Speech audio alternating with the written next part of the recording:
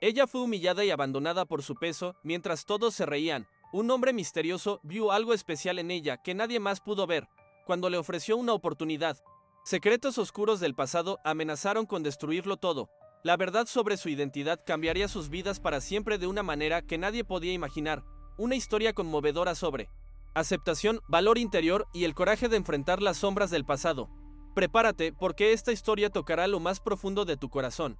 Suscríbete al canal, deja tu like en este video y cuéntanos desde dónde estás viendo esta historia de redención. Al atardecer, cuando la plaza del pueblo comenzaba a vaciarse y el aroma a pan recién horneado aún flotaba en el aire, Carmela quedó sola en la acera, la maleta abierta, la ropa arrugada esparcida por el suelo y las risas ahogadas de tres mujeres que se alejaban sin mirar atrás.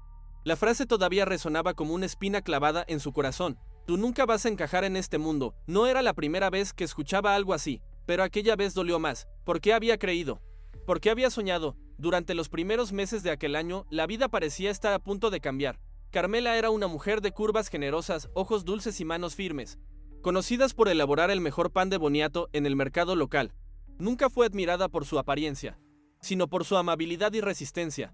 Cuando una amiga de la parroquia le mostró un anuncio de una casa de retiros que buscaba empleadas para la temporada de verano, Carmela vio allí una oportunidad para empezar de nuevo. Revisaron sus referencias, elogiaron su talento y la invitaron a pasar una temporada en la colina, donde los huéspedes venían de lejos.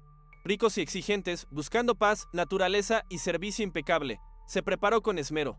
Cosió sus vestidos con telas floreadas, aprendió nuevas infusiones relajantes y leyó libros sobre etiqueta. Pero al llegar fue recibida con miradas de desprecio. La coordinadora de la casa, delgada como una espiga seca, ni siquiera fingió amabilidad. El uniforme puede que no te quede, y las habitaciones son pequeñas.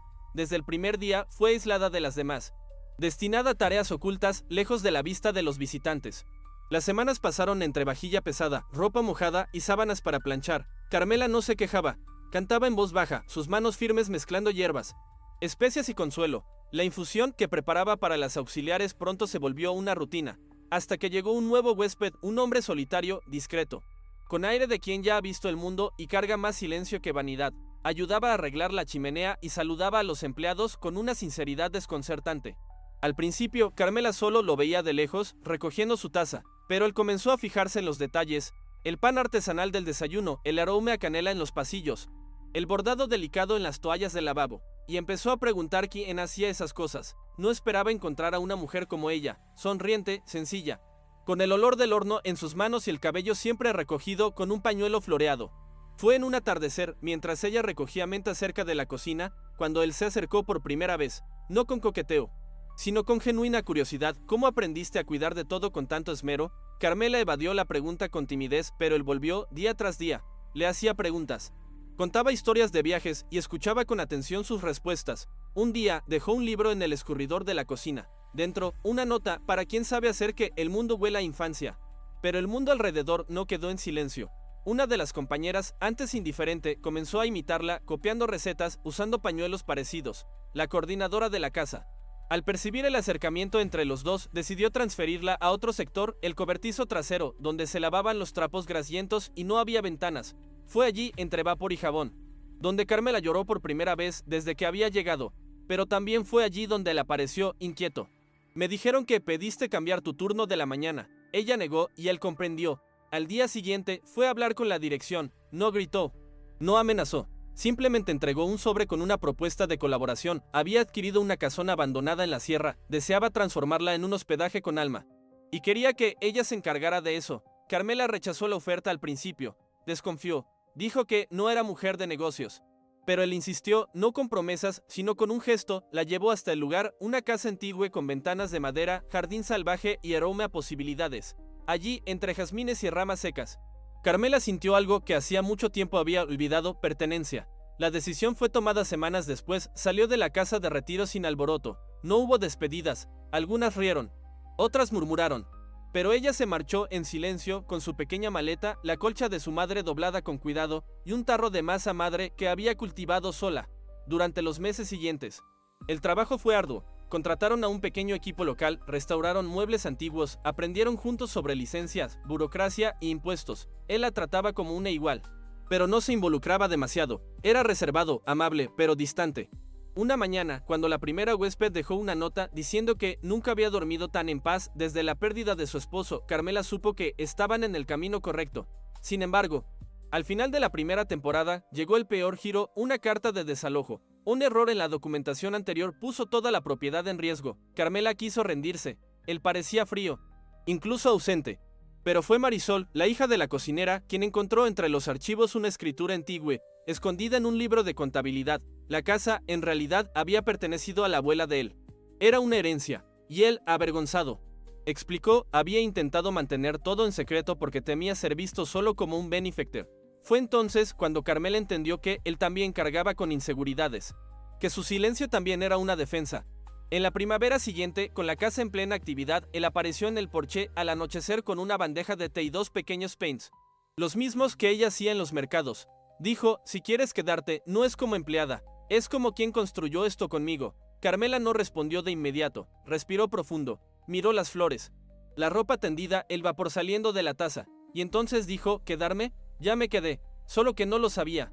Hoy dicen que aquella posada tiene algo que no se compra, calidez, y que detrás de cada bordado, cada aroma de hierbas, hay una historia de resistencia y amor, de una mujer que fue humillada por ser diferente, hasta que alguien tuvo ojos para ver lo que realmente importa. Pero lo que poca gente sabe es que el mayor milagro no fue el amor de él por ella, fue el amor que ella, finalmente, aprendió a tener por sí misma. Sin embargo, esa historia solo sería el comienzo de un viaje mucho más complejo y doloroso de lo que cualquiera podría imaginar. Los días de primavera pronto dieron paso a un verano abrasador, y con él llegaron visitantes que traerían consigo secretos capaces de destruir todo lo que Carmela había construido con tanto esfuerzo. El día que la mujer del elegante vestido azul cruzó el umbral de la posada, algo en el rostro de Alejandro, el ahora socio y amigo de Carmela, se transformó. Sus ojos, siempre cálidos y serenos, se endurecieron como si hubiera visto un fantasma del pasado. Nadie más lo notó, excepto Carmela, quien había aprendido a leer cada gesto, cada silencio de aquel hombre reservado. La mujer se registró como Elena Montero, empresaria de Madrid. Su presencia era imponente, alta, delgada, con una melena negra que caía en ondas perfectas sobre sus hombros. Cada movimiento parecía estudiado, cada sonrisa medida con precisión. Solicitó la mejor habitación por una semana, mencionando que necesitaba descanso tras un periodo estresante dirigiendo sus empresas. Aquella noche, mientras Carmela preparaba las masas para el desayuno del día siguiente, sintió la presencia de Alejandro en la puerta de la cocina. Su semblante sombrío le anticipó que algo andaba mal. Hay algo que nunca te conté sobre mi pasado. Esa mujer no está aquí por casualidad. La conversación quedó interrumpida por el sonido de unas llaves cayendo al suelo. Era Marisol, quien había entrado silenciosamente por la puerta trasera. Sus ojos delataban que había escuchado lo suficiente para despertar su curiosidad. Alejandro se retiró sin decir más, dejando a Carmela con una inquietud que no la abandonaría durante toda la noche. Al día siguiente, durante el desayuno, Elena observaba cada detalle de la posada con una mirada analítica, casi depredadora. Se acercó a Carmela mientras ésta servía su famoso pan de boniato. Este lugar es encantador, casi parece sacado de un cuento. Demasiado bonito para ser real, ¿no crees?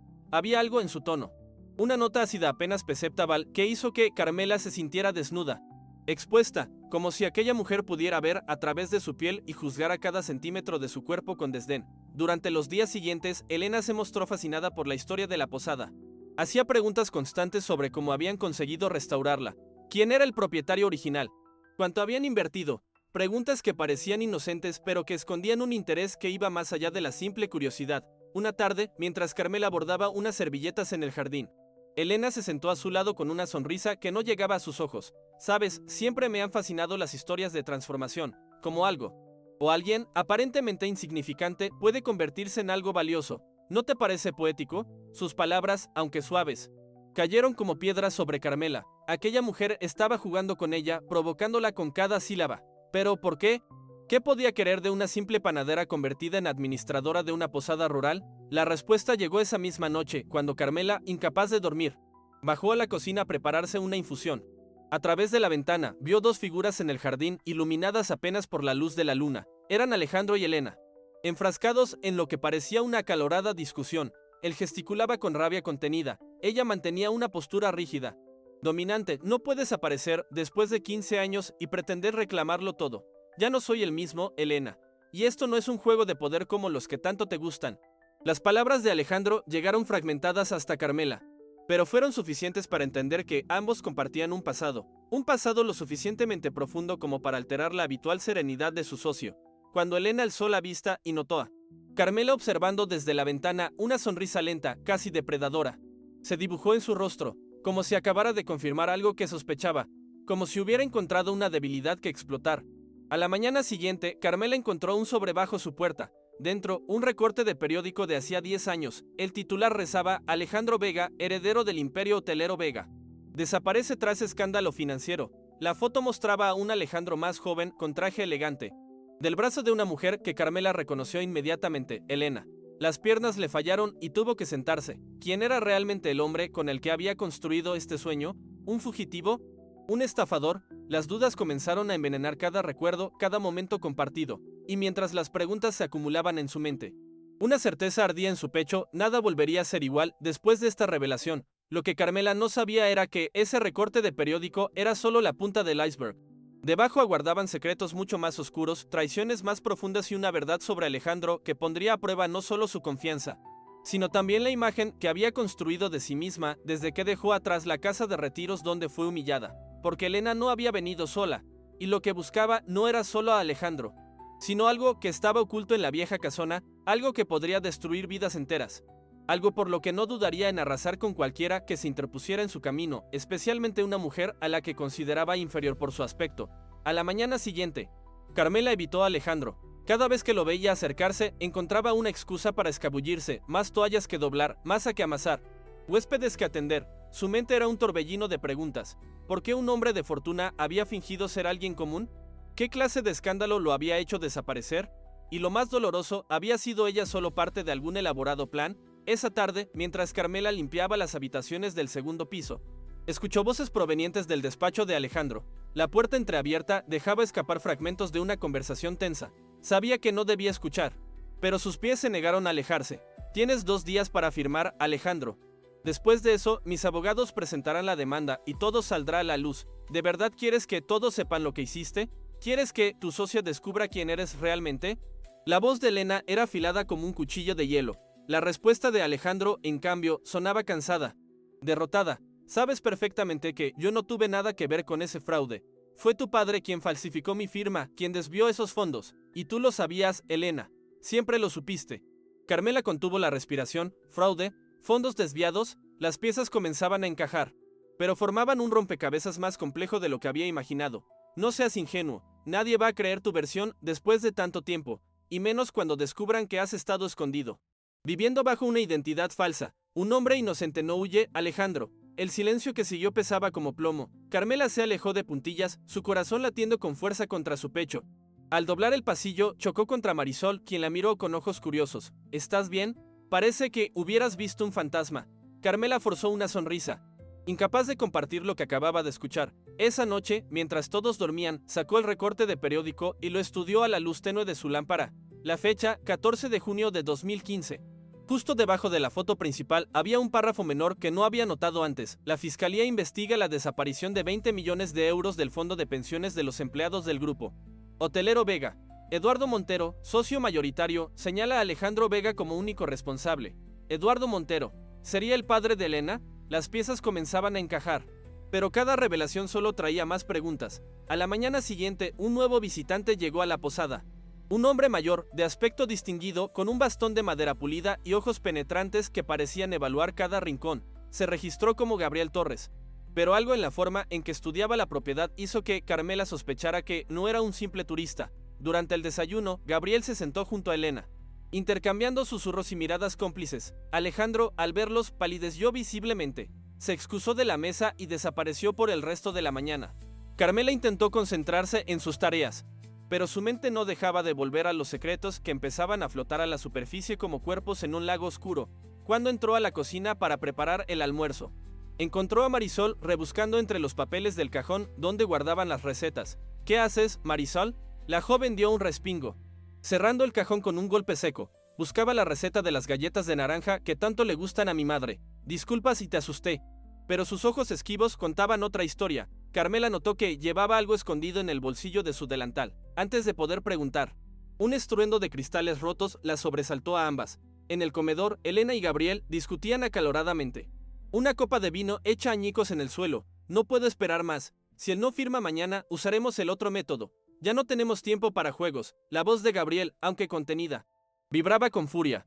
Elena lo calmó con un gesto, percatándose de que Carmela y Marisol los observaban desde la puerta de la cocina. Un pequeño desacuerdo de negocios. Disculpen la interrupción. Su sonrisa no alcanzaba sus ojos. Carmela sintió y regresó a la cocina, pero la inquietud crecía en su interior. Esa noche, incapaz de dormir, decidió buscar a Alejandro en su cabaña. Situada a unos metros de la casa principal, necesitaba respuestas. La luz bajo la puerta indicaba que seguía despierto. Tras dudar un momento, golpeó suavemente. Cuando Alejandro abrió, sus ojos enrojecidos delataban que no había estado durmiendo, sin decir palabra. Se hizo a un lado para dejarla entrar. La pequeña estancia estaba repleta de papeles, carpetas y fotografías esparcidas por todas partes. En una pared, un mapa con marcas rojas y notas. Parecía el escondite de alguien que planeaba algo, o que intentaba defenderse de algo. Supongo que vienes por respuestas. Te las debo, Carmela. Solo te pido que me escuches hasta el final antes de juzgarme. Alejandro le contó entonces una historia que desafiaba todo lo que ella creía saber. Eduardo Montero, el padre de Elena y socio principal del grupo hotelero Vega, había sido como un segundo padre para él después de la muerte del suyo. Lo había guiado, aconsejado, introducido en el negocio familiar. Elena y él habían crecido juntos, primero como amigos, luego como algo más. Estábamos comprometidos cuando descubrí la verdad. Eduardo había estado desviando fondos durante años usando empresas fantasma. Cuando lo confronté, me ofreció una parte. Me negué y amenacé con denunciarlo. Esa misma noche, alguien entró en mi oficina. Al día siguiente, mi firma aparecía en todos los documentos del fraude. Elena me suplicó que huyera. Dijo que su padre había comprado a la policía, que me culparían de todo. Así que desaparecí. Su voz se quebró al continuar. Lo que nunca imaginé es que Elena formaba parte del plan desde el principio. Ella plantó la evidencia falsa. Solo lo descubrí meses después, cuando era demasiado tarde para defenderme. Carmela escuchaba en silencio, su mente procesando cada palabra.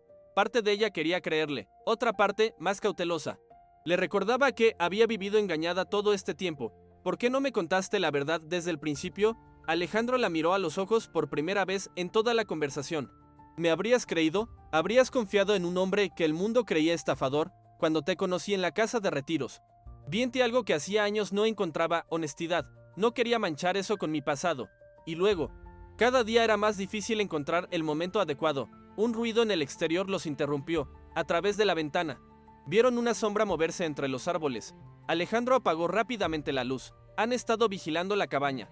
Gabriel Torres no es quien dice ser. Es el antiguo jefe de seguridad de Eduardo. Un hombre peligroso. Si están aquí, no es solo por mi firma. ¿Qué quieren entonces? La expresión de Alejandro se oscureció. Pruebas. Durante años, reuní evidencia contra Eduardo. Documentos, grabaciones. Testigos dispuestos a hablar. Todo lo necesario para limpiar mi nombre. Lo escondí aquí, en esta propiedad, antes de comprarla oficialmente. Es lo único que me queda para demostrar mi inocencia. Las implicaciones de sus palabras cayeron sobre Carmela como agua helada. La posada, su refugio, su nueva vida, estaba en peligro. Y no solo por una carta de desalojo, un problema legal. Esta vez, se enfrentaban a personas dispuestas a cualquier cosa para proteger sus secretos. Horas más tarde, cuando Carmela regresaba a su habitación en la casa principal, notó que la puerta de su dormitorio estaba entreabierta. Segura de haberla cerrado antes de salir, entró con cautela. A primera vista, todo parecía en orden, pero al acercarse a su cómoda, vio que los cajones habían sido revueltos sutilmente, las carpetas movidas. Su diario en un ángulo diferente. Alguien había estado buscando algo. Durante el desayuno del día siguiente, la tensión era palpable. Elena y Gabriel conversaban en voz baja, lanzando miradas ocasionales hacia Alejandro, quien fingía leer el periódico. Carmela servía café con manos temblorosas, derramando algunas gotas sobre el mantel.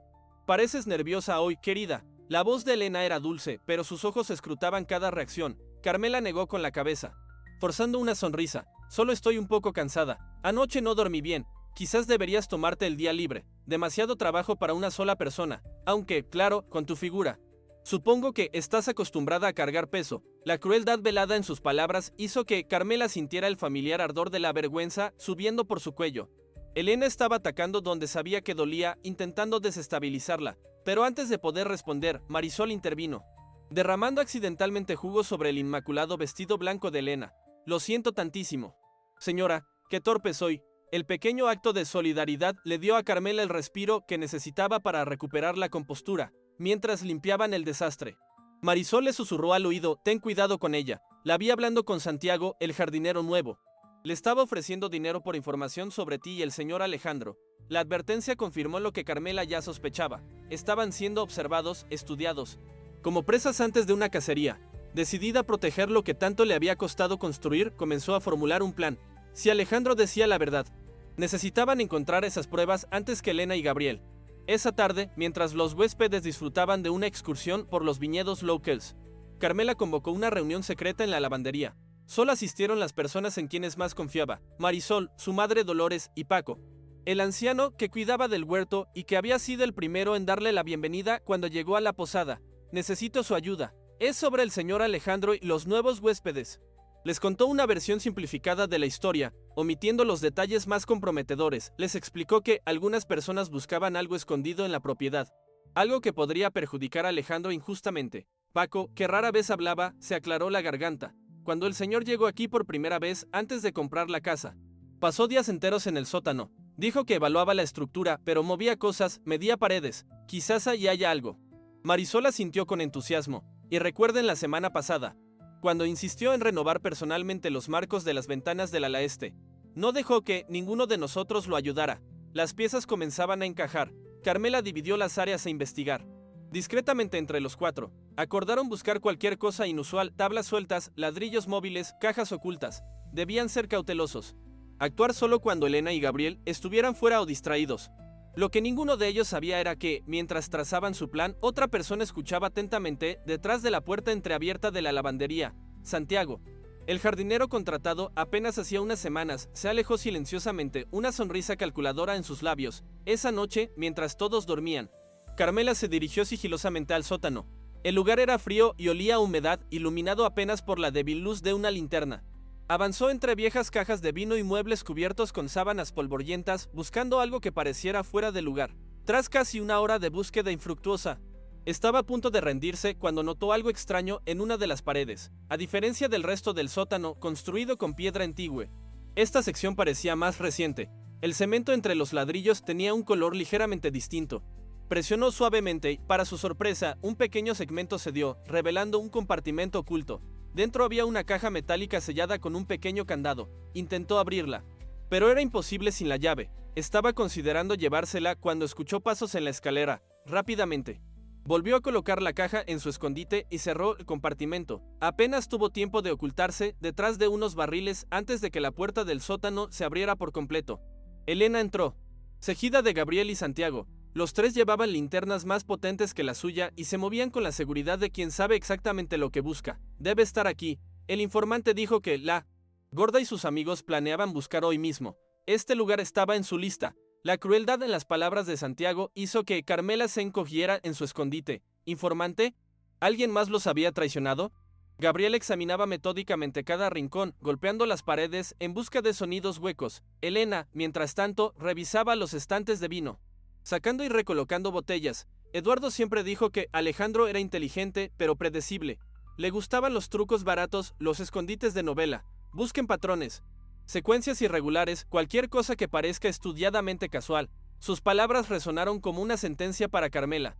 Si encontraban la caja, todo estaría perdido. No solo la posada y su nueva vida, sino también la última esperanza de Alejandro para limpiar su nombre. Gabriel se acercaba peligrosamente a la pared donde había encontrado el compartimento. Cada paso lo aproximaba más a su escondite. En cualquier momento la descubriría a ella y a las pruebas. Carmela contuvo la respiración, rogando en silencio que ocurriera un milagro. De repente, un estruendo resonó en el piso superior, seguido de gritos y el sonido de cristales rompiéndose. Los tres intrusos se sobresaltaron. ¿Qué demonios fue eso? Gabriel desenfundó algo de su chaqueta, una pistola, y se dirigió hacia las escaleras. Elena y Santiago lo siguieron, olvidando momentáneamente su búsqueda.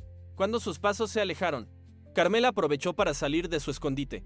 Con manos temblorosas, extrajo nuevamente la caja metálica y, sin pensarlo dos veces, la escondió entre los pliejes de su bata. Al subir las escaleras, la escena en el vestíbulo la dejó paralizada. Alejandro estaba en el suelo, un hilo de sangre corriendo desde su sien. A su lado, Marisol sollozaba mientras Paco intentaba contener el sangrado con un paño. Dolores, pálida como la cera, sostenía un candelabro caído. Se cayó por las escaleras. Íbamos a buscarla a usted, señorita Carmela, cuando apareció de repente. Estaba como loco, diciendo que debíamos salir todos de la posada. que no era seguro, y entonces tropezó. La voz de Dolores temblaba, pero Carmela notó algo en su mirada, una advertencia silenciosa. Estaba mintiendo, algo más había sucedido.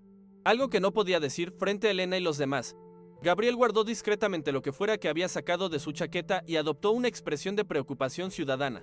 Deberíamos llamar a una ambulancia, se ve grave. Elena, sin embargo, mantenía una calma inquietante, casi complacida. Estoy segura de que no es necesario molestar a los servicios de emergencia a esta hora. Un poco de hielo y descanso serán suficientes, ¿verdad?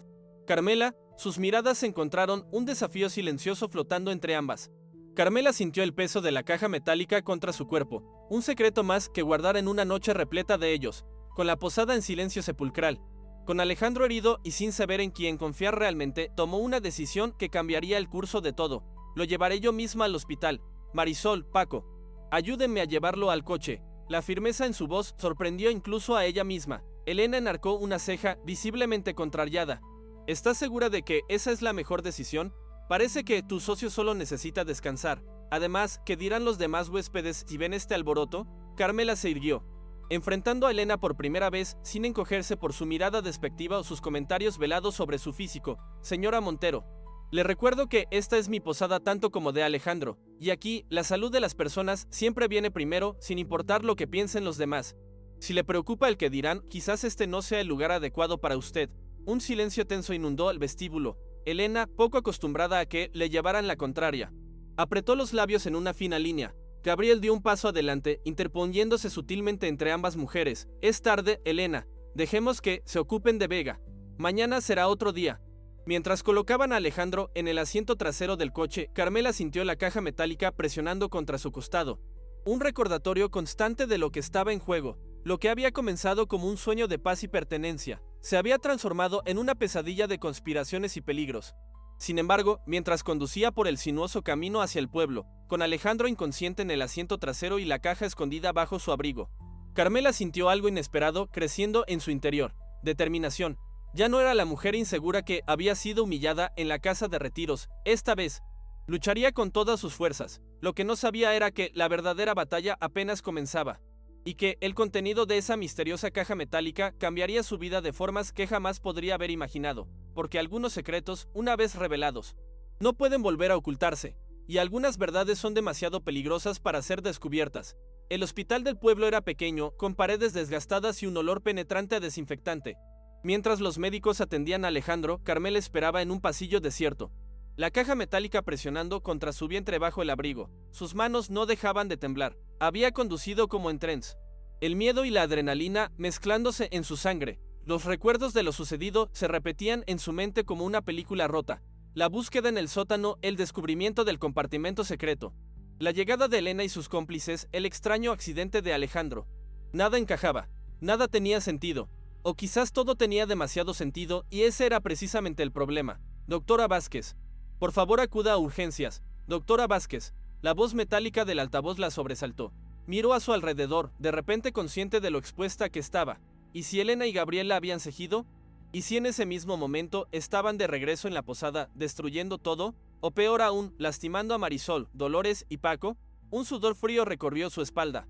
Necesitaba hacer algo con la caja. No podía mantenerla con ella indefinidamente, ni tampoco podía arriesgarse a que la encontraran, con una decisión repentina. Se dirigió al baño de mujeres. Tras comprobar que estaba sola, se encerró en un cubículo y finalmente sacó la caja metálica. Era más pesada de lo que recordaba. De un color plateado mate con bordes desgastados. El pequeño candado que la mantenía cerrada parecía antiguo pero resistente. Sin la llave, sería imposible abrirla sin dañar el contenido. Carmela la examinó cuidadosamente, buscando alguna pista, alguna inscripción. Cualquier cosa, nada. Solo metal frío y un misterio que podría costarle todo. Señora Ruiz, ¿está usted ahí? Una enfermera la llamaba desde la entrada del baño. Rápidamente. Carmela escondió la caja nuevamente bajo su abrigo. Sí, aquí estoy. El médico quiere hablar con usted sobre su marido. Carmela no corrigió el error. En ese momento, cualquier vínculo que la conectara oficialmente con Alejandro podría ser útil. El doctor Méndez era un hombre de edad avanzada, con gafas gruesas y manos que delataban años de cirugías. Su expresión grave hizo que el corazón de Carmela se acelerara. Su esposo está estable, pero el golpe en la cabeza fue severo. Presenta un traumatismo cráneoencefálico y tuvimos que inducirle un coma para reducir la presión intracraneal.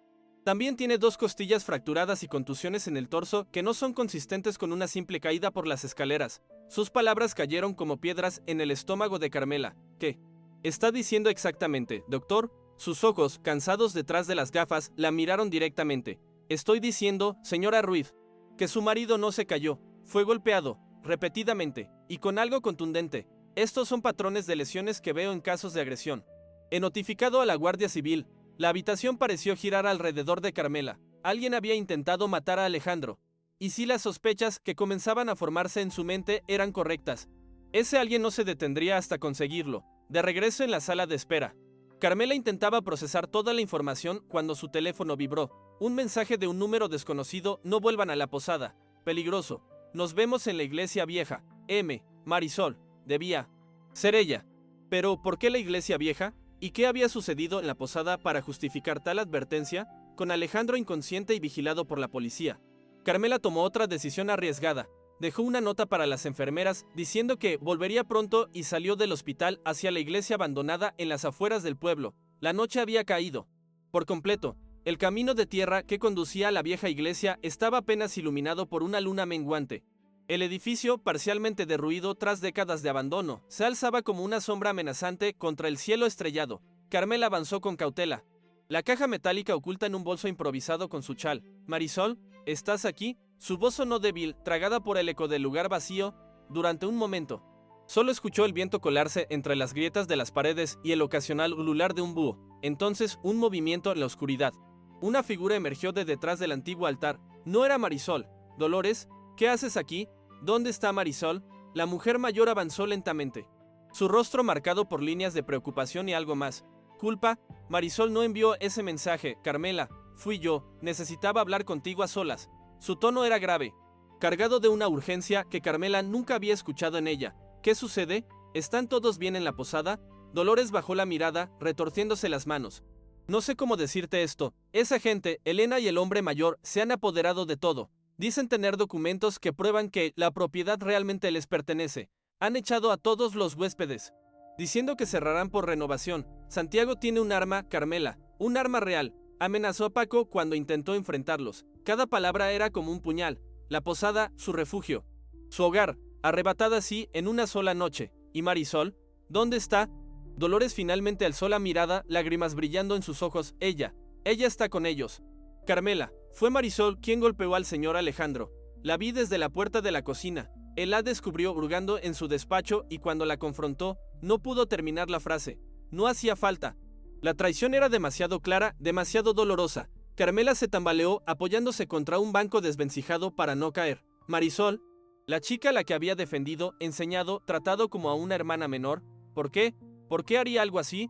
Dolores sacudió la cabeza, la vergüenza evidente en cada línea de su rostro. Dinero. Les ofrecieron mucho dinero, más del que jamás hemos visto. Santiago la convenció. Dijo que era nuestra oportunidad de salir de esta vida de servidumbre, de ser por fin las dueñas de nuestro destino. Yo me negué, pero ella. Marisol siempre soñó con más, con escapar de estos pueblos, con vivir en la ciudad. El silencio que siguió a su confesión fue denso, cargado de traiciones y sueños rotos. Carmela sentía que se ahogaba, que el mundo entero se desmoronaba bajo sus pies. Primero Alejandro con sus secretos, ahora Marisol con su traición. Necesito sentarme. Se dejó caer en un banco, su mente intentando procesar todo. Fue entonces cuando notó algo extraño en la actitud de Dolores. Un nerviosismo excesivo, una mirada que no se fijaba en ningún punto, sus manos que no dejaban de moverse inquietas. Dolores, ¿hay algo más que debas saber? La mujer mayor tragó saliva, sus ojos evitando los de Carmela. Ellos buscan algo, algo que dicen que Alejandro escondió. Están destrozando la posada pared por pared. Y se interrumpió, mirando fijamente el bolso improvisado que Carmela sostenía contra su pecho. Lo encontraste, ¿verdad? Eso es lo que llevas ahí. La sangre de Carmela se heló. No había mencionado la caja a nadie. ¿Cómo podía Dolores saber? Y entonces lo entendió. La trampa. No vine sola. Carmela, lo siento tanto. La voz de Dolores se quebró en un sollozo genuino mientras las puertas de la iglesia se abrían de golpe. Gabriel entró primero, seguido de Elena y finalmente Santiago, quien arrastraba una figura más pequeña, Paco, con las manos atadas y la cara magullada. Conmovedor reencuentro. De veras. La voz de Elena goteaba sarcasmo. Se acercó a Carmela con la confianza de un depredador que sabe que su presa está acorralada. Supongo que debería agradecerte. Nos has ahorrado mucho trabajo. encontrando lo que buscábamos. Y ahora, si eres tan amable de entregarnos esa caja, podremos concluir este desagradable asunto. Carmela se levantó, apretando el bolso contra sí como un escudo. ¿Para qué la quieres? ¿Qué hay dentro que sea tan importante como para lastimar a Alejandro, como para destruir nuestras vidas? Elena soltó una risa que resonó en las paredes de piedra. ¿Nuestras vidas? Oh, querida, esto va mucho más allá de tu pequeña posada y tu patética historia de redención. Esto se trata de millones de euros, de reputaciones que proteger, de un imperio que mi padre y yo hemos construido. Se acercó un paso más, su perfume caro mezclándose con el olor a humedad y abandono de la iglesia.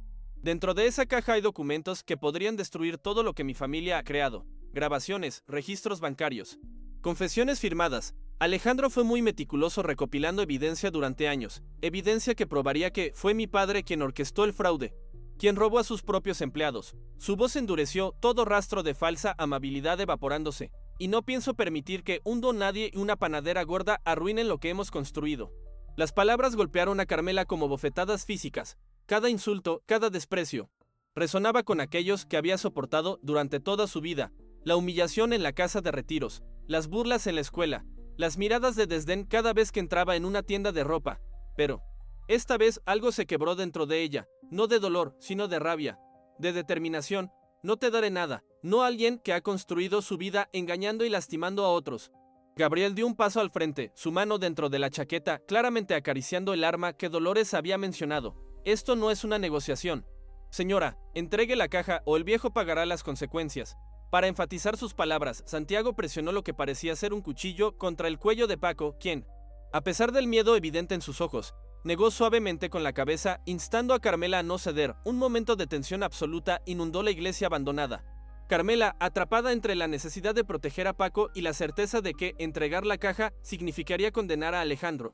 Dolores sollozando silenciosamente en un rincón. Elena, con una sonrisa triunfal, extendiendo su mano delicada para recibir lo que consideraba suyo por derecho. Y entonces un sonido, distante al principio, luego claramente reconocible, sirenas. La sonrisa de Elena se congeló. Gabriel sacó su arma, apuntando alternativamente hacia la puerta y hacia Carmela. ¿Qué has hecho? ¿A quién has llamado? Carmela estaba tan sorprendida como ellos. No había llamado a nadie. No había tenido oportunidad. Fue cuando notó que Paco sonreía levemente, a pesar del cuchillo en su garganta. Y entonces lo entendió. El viejo jardinero, silencioso y discreto, había sido más astuto que todos ellos. No sabía que tuvieras un teléfono móvil. Paco. El anciano se encogió de hombros en un gesto casi cómico dada la situación. Un hombre debe mantenerse al día con la tecnología, señorita Carmela, y dejarlo encendido en el bolsillo con una llamada abierta a emergencias es algo que aprendí viendo series policíacas. Santiago, sorprendido, aflojó su agarre. Fue todo lo que Paco necesitó. Con una agilidad sorprendente para su edad, se liberó y empujó a su kepte contra el altar derruido. Gabriel giró para dispararle. Pero en ese instante las puertas de la iglesia se abrieron de nuevo. Esta vez eran dos guardias civiles, armas en mano. Al suelo, todos al suelo. Lo que siguió fue un caos de gritos, órdenes, forcejeos. Gabriel intentó huir por una puerta lateral, pero fue reducido antes de conseguirlo. Santiago se rindió sin resistencia, alzando las manos en cuanto vio a los oficiales. Elena, por su parte, mantuvo una dignidad gélida incluso mientras la esposaban, sus ojos nunca abandonando la caja que Carmela aún protegía. Horas más tarde, en la comisaría del pueblo, Carmela relataba su versión de los hechos a un teniente de la Guardia Civil. La caja metálica, ahora una prueba oficial, descansaba sobre el escritorio entre ellos. Entonces, según su declaración, el señor Vega escondió esta caja hace años, antes de adquirir oficialmente la propiedad, como protección contra las acusaciones falsas que el señor Montero había formulado contra él. Carmela sintió, agotada física y emocionalmente. La noche había sido interminable, una sucesión de declaraciones, identificaciones, papeleo. Y usted desconocía el contenido de esta caja hasta hoy. No era realmente una pregunta. Pero Carmela respondió igualmente. Así es. Solo sé lo que Elena Montero mencionó en la iglesia. Documentos y grabaciones que probarían la inocencia de Alejandro. El teniente la miró con una mezcla de compasión y profesionalidad. Bien, tendremos que abrir esto con las debidas precauciones legales. Si contiene lo que creemos, podría cambiar muchas cosas. Mientras tanto, dudó como si no estuviera seguro de cómo continuar. Sí. El señor Vega despertado del coma inducido, los médicos dicen que está estable y pregunta por usted. Y hay algo más. Sacó una carpeta y extrajo un documento que deslizó hacia Carmela. Encontramos esto entre las posesiones del señor Gabriel Torres.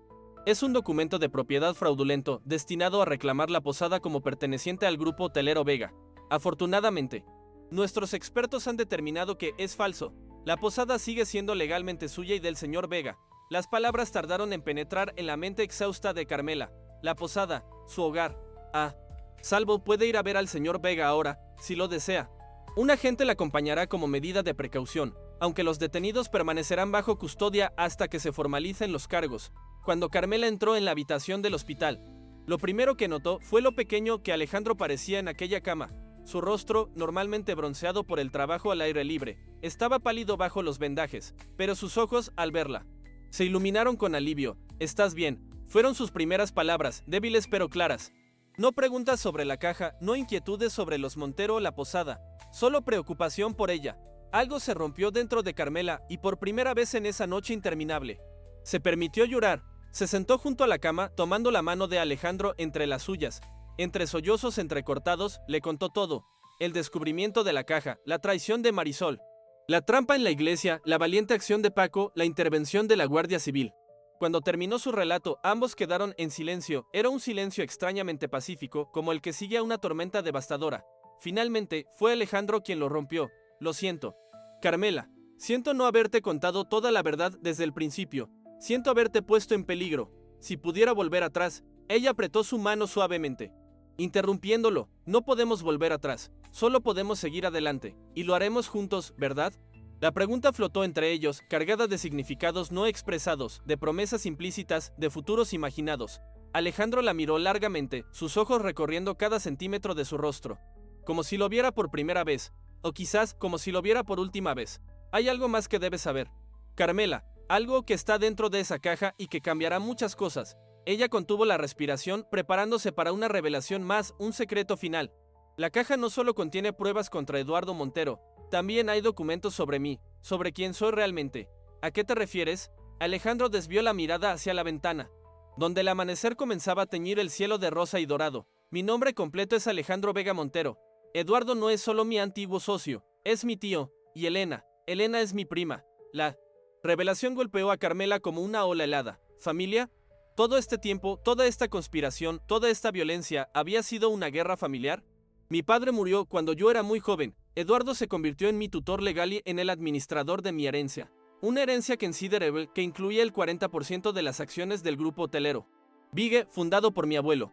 Cuando cumplí la mayoría de edad y comencé a involucrarme en el negocio, descubrí las irregularidades, el fraude sistemático que Eduardo había estado perpetrando durante años, desviando fondos de las pensiones de los empleados». Hizo una pausa, el dolor físico mezclándose con el emocional en su rostro. «Lo confronté, ingenuo de mí, creyendo que podría haber una explicación. En lugar de eso, orquestó mi caída, usando a Elena para plantar evidencia falsa contra mí. Siempre sospechó de ella, pero nunca quise creerlo. Éramos más que primos, crecimos juntos, confiaba en ella». Apretó la mano de Carmela con más fuerza, como buscando un ancla en medio de recuerdos turbulentos. «Cuando desaparecí, no solo estaba huyendo, estaba protegiendo las pruebas que había recopilado y planeando mi regreso. Pero entonces te conocí, Carmela, y por primera vez en años sentí que podía construir algo diferente, algo basado en la honestidad y el trabajo duro, no en apellidos ni fortunas heredadas». La miró directamente a los ojos, su voz adquiriendo una intensidad nueva a pesar de su debilidad. «Nunca quise arrastrarte a esta pesadilla. Pensé que había dejado todo eso atrás, que podíamos construir algo nuevo, algo hermoso. Pero el pasado siempre nos alcanza, ¿verdad?». Carmela procesaba sus palabras en silencio. Todo lo que quería saber sobre él, todo lo que habían construido juntos, ahora se veía bajo una luz diferente. Alejandro no era solo un hombre huyendo de acusaciones falsas, era un heredero despojado, un miembro de una familia poderosa y disfuncional, un hombre con más secretos de los que ella podía imaginar. «¿Por qué me lo cuentas ahora?». Alejandro sonrió tristemente. «Porque cuando la Guardia Civil abra esa caja, todo saldrá a la luz. Mi verdadera identidad, mi derecho legítimo a gran parte del grupo hotelero Vega, los crímenes de Eduardo y Elena, y quería que lo supieras por mí, no por ellos o por los periódicos que pronto cubrirán la historia. Quería que entendieras que, aunque te oculté partes de mi pasado, lo que construimos juntos fue real. La posada, nuestro trabajo, nuestro vínculo». La palabra quedó suspendida entre ellos, insuficiente para describir lo que habían llegado a ser el uno para el otro. No era amor, no todavía, pero era algo igualmente profundo. Una alianza forjada en dificultades compartidas, en sueños conjuntos. en pequeños momentos de complicidad y grandes gestos de confianza. ¿Y ahora qué? ¿Volverás a tu antigua vida? ¿Te convertirás de nuevo en el heredero Alejandro Vega? La pregunta contenía un miedo que Carmela no se atrevía a expresar directamente, el miedo a perderlo, a que esta nueva verdad lo alejara no solo de la posada, sino de ella. Alejandro negó suavemente con la cabeza. Mi antigua vida terminó hace años. Carmela, no quiero volver a los consejos de administración ni a las galas benéficas vacías. Recuperaré lo que es legítimamente mío, sí.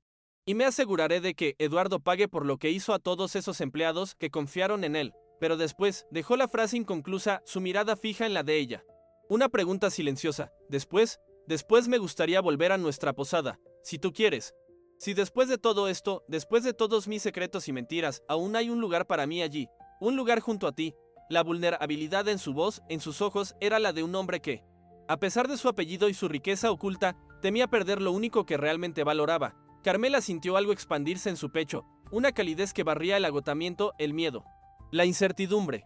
Había pasado toda su vida sintiendo que no encajaba, que su cuerpo, sus gustos sencillos, su forma de ser eran de alguna manera inadecuados para el mundo.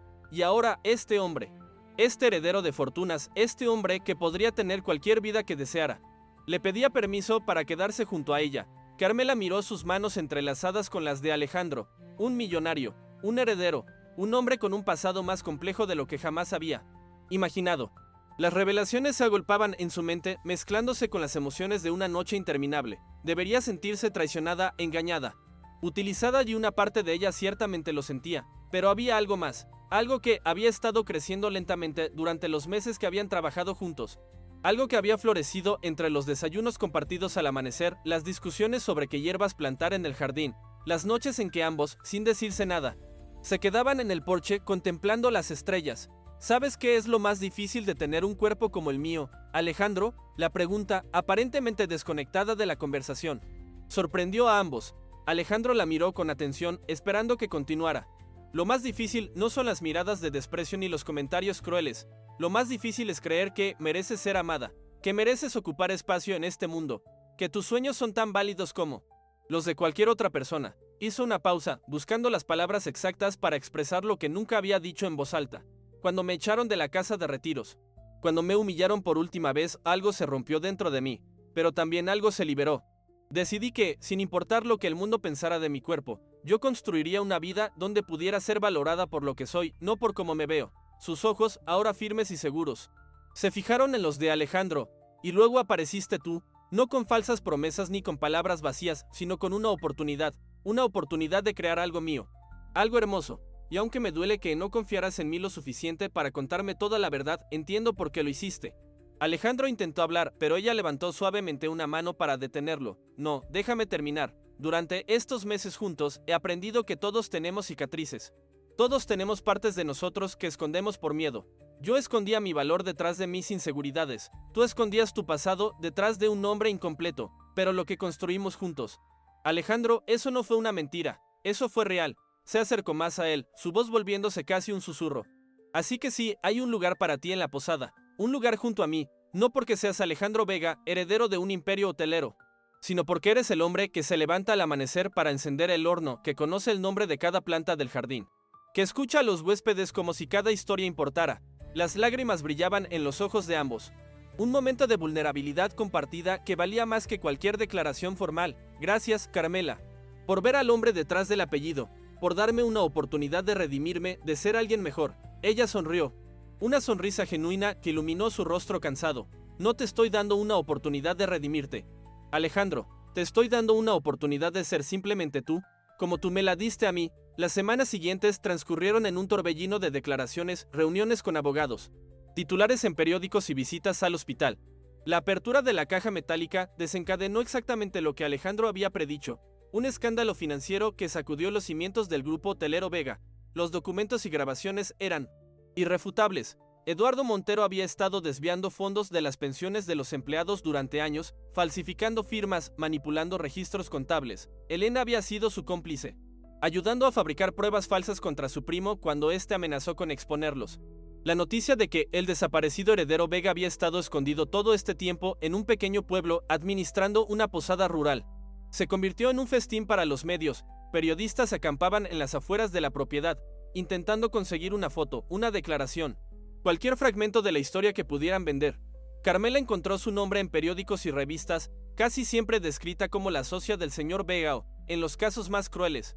Con referencias veladas a su físico, era como si su papel en la historia, su valentía, su inteligencia al enfrentarse a los Montero, fueran secundarios frente al drama del heredero perdido y encontrado. Una tarde, mientras borraba otro mensaje de voz de un periodista en el teléfono de la posada, Carmela se detuvo en seco. ¿Era esto lo que les esperaba?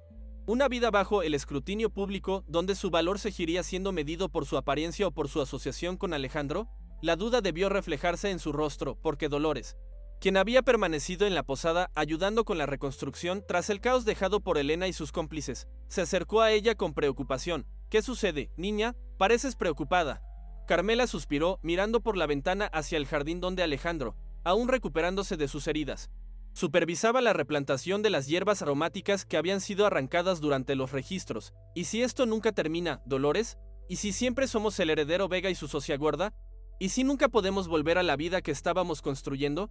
Dolores siguió su mirada hacia Alejandro, quien en ese momento se inclinaba con dificultad para mostrarle a Paco exactamente dónde quería la albahaca. ¿Ves a ese hombre ahí fuera? No está actuando como un millonario. Está actuando como un jardinero, como un posadero, como un hombre que sabe lo que realmente importa en la vida. Sus ojos, cargados de sabiduría adquirida en años de trabajo y observación silenciosa, se volvieron hacia Carmela. Y tú, mi niña, no eres la socia de nadie. Eres Carmela, la mujer que hace el mejor pan de boniato del valle, la que sabe exactamente qué hierba calma cada dolor, la que defendió esta posada cuando todos los demás se rindieron o traicionaron.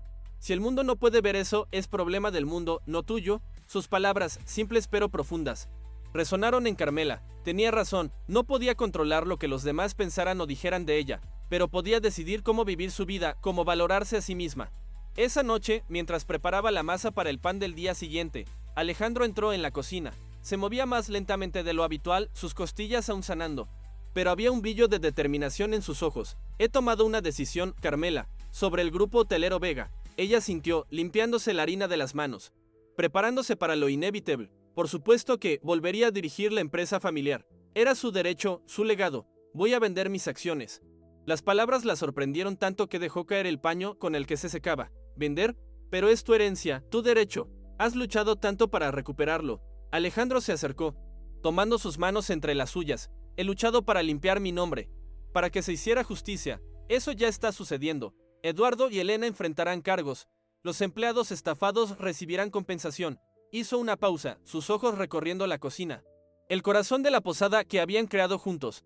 Pero esto, Carmela, esto que hemos construido aquí es más valioso para mí que cualquier imperio hotelero. Aquí soy feliz, aquí soy yo mismo, y aquí estás tú. Carmela sintió un nudo en la garganta. Incapaz de responder, las acciones del grupo hotelero Vega valen millones. Es cierto, pero he estado pensando en qué hacer con ese dinero. Le tendió un sobre que sacó del bolsillo de su camisa. Dentro había un plano, un diseño arquitectónico que Carmela no reconoció al principio. Luego, poco a poco, los detalles cobraron sentido. Esto es, Alejandro asintió, una sonrisa iluminando su rostro. Una ampliación de nuestra posada, un nuevo ala con 10 habitaciones más, todas con vistas al valle, un comedor más grande. Y esto, señaló una estructura circular en el centro del plano, una panadería, un espacio donde puedas crear, enseñar, compartir tu talento con el mundo, no como mi socia, sino como maestra, como artista. Carmela contemplaba el diseño, las posibilidades expandiéndose ante ella como un horizonte sin límites. No era solo una ampliación física, era una declaración de intenciones, un futuro juntos. Un futuro construido sobre elecciones conscientes, no sobre obligaciones o expectativas ajenas. ¿Estás seguro, Alejandro? El grupo hotelero Vega es parte de ti, de tu familia. Él negó suavemente con la cabeza. Mi familia está aquí ahora, Carmela, tú, Paco, Dolores. Incluso los gatos callejeros que alimentas cada mañana, aunque finjas que no lo haces. Ella rió, una risa libre que ahuyentó los últimos vestigios de duda. Unos días después, mientras los trabajos de ampliación comenzaban, llegó una visita inesperada. Un coche elegante se detuvo frente a la posada y de él descendió una mujer mayor, de porte distinguido y cabello blanco impecablemente peinado. Carmela, quien regresaba de recoger hierbas frescas, se detuvo en seco al verla. Había algo familiar en ella, algo que no lograba ubicar. Disculpe, ¿puedo ayudarla en algo? La mujer la miró con intensidad, sus ojos, de un azul profundo, estudiándola con una mezcla de curiosidad y aprobación. Tú debes ser Carmela. Mi sobrino no exageró al hablar de ti. Sobrino, Alejandro, esta debía ser. Soy Isabel Vega, La hermana del padre de Alejandro, su tía, Carmela, se tensó instintivamente. ¿Otra Vega? ¿Más complicaciones familiares? Pero la mujer mayor levantó una mano, como adivinando sus pensamientos. No te preocupes, querida. No vengo a causar problemas. Vengo a agradecer. La invitó a entrar, ofreciéndole té en la terraza con vistas al jardín donde Alejandro, ajeno a la visita, trabajaba con los albañiles. Cuando su tía lo vio, sus ojos se llenaron de lágrimas contenidas. Han pasado 15 años desde que lo vi por última vez. Ha cambiado tanto, y a la vez sigue siendo el mismo niño idealista que conocí. Mientras el té se enfriaba lentamente en sus tazas, Isabel le contó una historia que completaba las piezas que faltaban en el relato de Alejandro. Le habló de cómo Eduardo, su cuñado, había manipulado a todos tras la muerte del padre de Alejandro, cómo la había apartado a ella del camino cuando intentó proteger a su sobrino y a su herencia. Nunca creí las acusaciones contra él. Mi sobrino puede ser muchas cosas, pero nunca un ladrón. Intenté ayudarlo, buscarlo, cuando desapareció, pero Eduardo tenía demasiado poder, demasiadas conexiones. Bebió un sorbo de té, sus ojos nunca abandonando la figura distante de Alejandro.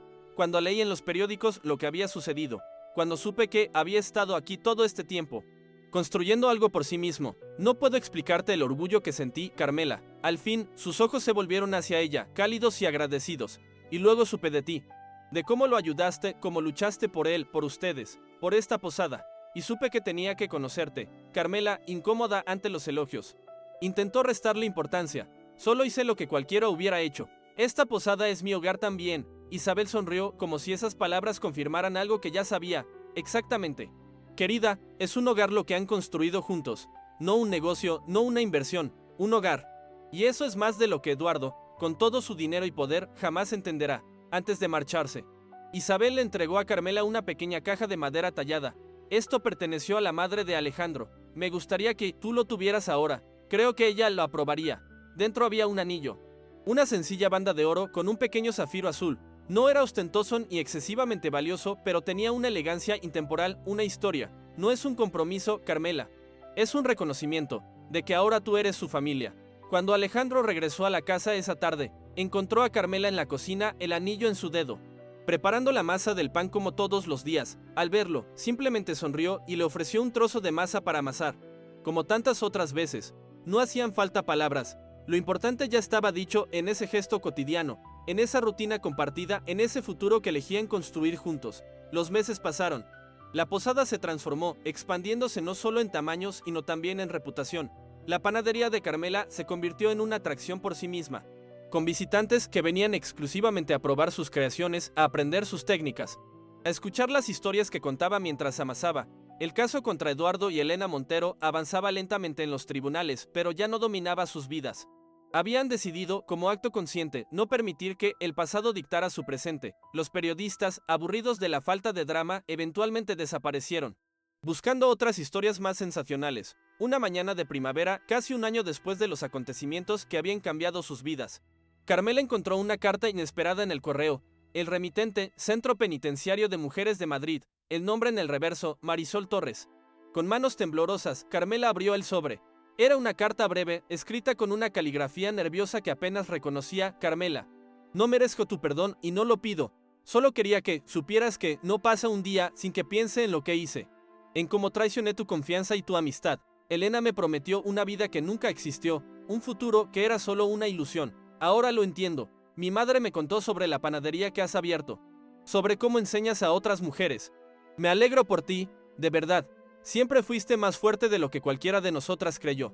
Incluso tú misma. Ojalá pudiera volver atrás. Ojalá pudiera ser digna de la segunda oportunidad que le diste a mi madre. Pero sé que hay consecuencias que debemos afrontar. Y esta es la mía. Con respeto y remordimiento, Marisol. Carmela dobló la carta lentamente, sus emociones mezcladas. Había rabia todavía, sí, pero también una extraña paz. Marisol estaba pagando por sus elecciones, enfrentando sus errores. Y en cierto modo, eso cerraba un capítulo doloroso, permitiéndoles a todos seguir adelante. Esa tarde, mientras Carmela impartía su clase semanal de panadería a un grupo de mujeres locales, una nueva alumna se unió al grupo. Era mayor que las demás, con manos gastadas por años de trabajo duro y una timidez que contrastaba con su vaste constitución. Nunca he hecho pan, señorita Carmela. No sé si tengo manos para esto. Carmela le sonrió con calidez, reconociendo en esa inseguridad la misma que ella había sentido tantas veces. Todas tenemos manos para crear, para construir, para alimentar. Solo necesitamos creer en nosotras mismas. Le entregó un trozo de masa, guiando sus movimientos con paciencia. No se trata solo de hacer pan, se trata de confiar en que podemos transformar algo simple en algo extraordinario, igual que nosotras mismas. Mientras observaba a sus alumnas trabajar, cada una a su ritmo, con sus propias dudas y fortalezas, Carmela sintió una plenitud que jamás había experimentado. No era solo la posada, no era solo Alejandro, era ella misma, la mujer en la que se había convertido, la mujer que siempre había sido, bajo capas de inseguridad y miedo. Esa noche, sentada en el porche junto a Alejandro, ambos contemplando las estrellas como tantas otras veces, Carmela pensó en el largo camino recorrido. Desde aquella tarde en la plaza del pueblo, con su maleta abierta y las risas de burla resonando a su espalda, hasta este momento de paz absoluta. ¿Sabes en qué pensaba? Alejandro la miró con curiosidad, esperando que continuara, en cómo a veces las peores humillaciones nos llevan a los mejores lugares. Si no me hubieran echado de la casa de retiros, si no me hubieran hecho sentir que no cabía en este mundo, nunca habría encontrado mi verdadero lugar en él. Tomó su mano, sus dedos entrelazándose naturalmente, como dos piezas de un rompecabezas que siempre estuvieron destinadas a encajar. ¿Y nunca te habría encontrado a ti? Alejandro sonrió, apretando suavemente su mano. Creo que nos habríamos encontrado de todas formas, Carmela. Hay personas que están destinadas a cruzarse, sin importar los caminos que tomen. Ella rió suavemente, sin burla, solo con la alegría serena de quien ha encontrado su lugar. ¿Te has vuelto un romántico, Alejandro Vega? Él fingió ofenderse, aunque sus ojos brillaban con diversión. Siempre lo he sido, solo necesitaba a la persona adecuada para demostrarlo. Se quedaron en silencio nuevamente. El aroma de las hierbas del jardín mezclándose con el de la masa fermentando en la cocina. Sonidos y olores de hogar, de pertenencia, en la distancia. Las luces del pueblo parpadeaban como estrellas caídas. El mismo pueblo donde una vez la habían dejado sola en la acera con la maleta abierta y el corazón roto. El mismo pueblo que ahora venía a aprender de ella, a probar su pan. A escuchar su historia, Carmela respiró profundamente, dejando que la gratitud llenara cada centímetro de su ser, por las pruebas superadas, por las lecciones aprendidas, por la mujer en la que se había convertido a través de ellas. Porque el mayor milagro no había sido encontrar a Alejandro ni construir la posada, ni siquiera vencer a quienes intentaron destruirlos. El mayor milagro había sido encontrarse a sí misma, reconocer su valor, amar cada centímetro de su ser, con la misma generosidad con la que amaba a los demás.